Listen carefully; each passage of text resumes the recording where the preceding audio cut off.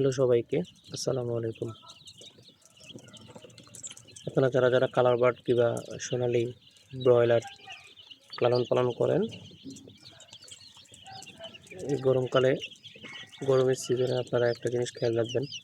যারা এই বাচ্চা ব্রুডিং করবেন, আপনারা তাপমাত্রাটা নিয়ন্ত্রণ করবেন।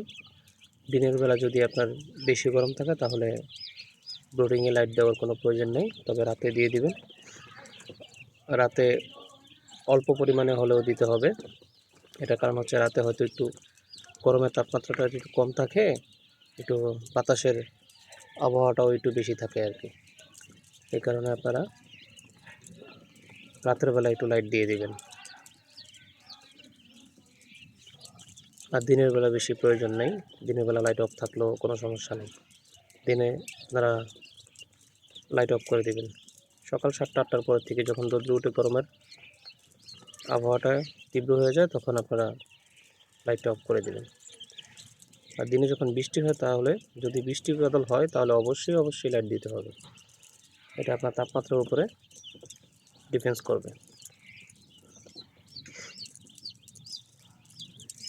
তবে একটা জিনিস খেয়াল রাখবেন, আপনারা যারা নিপল ড্রিঙ্কারে যারা আপনারা মুরগি লালন পালন করেন, পাশাপাশি আপনারা এরকম খাদ্যর দিয়ে দিবেন, পানির ড্রিঙ্কারগুলো দিয়ে দিবেন।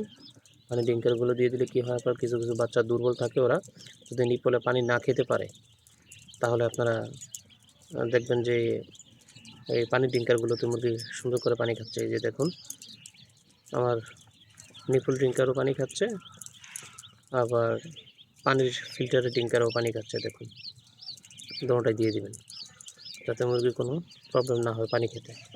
কারণ বাচ্চার সময় আপনারা পানি একটু একটু খেলেও মানে তারা একটু পরপরই পানি খায়। এই জিনিসটা অবশ্যই খেয়াল রাখবেন।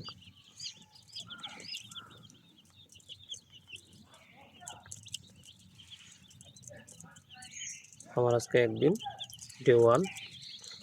তবে গরমকালে বেশি একটা মেডিসিন ব্যবহার করতে হয় না। আপনারা নাভি শুকানোর জন্য হয়তো আর হালকা একটা নর্মাল অ্যান্টিবায়োটিক দিতে পারেন। যেমন আমি ডে 1-এ প্রথমে গ্লুকোজ কিংবা লাইসোভিট, দুইটা যে কোনো একটা ব্যবহার করবেন। আমি ব্যবহার করছি লাইসোভিট।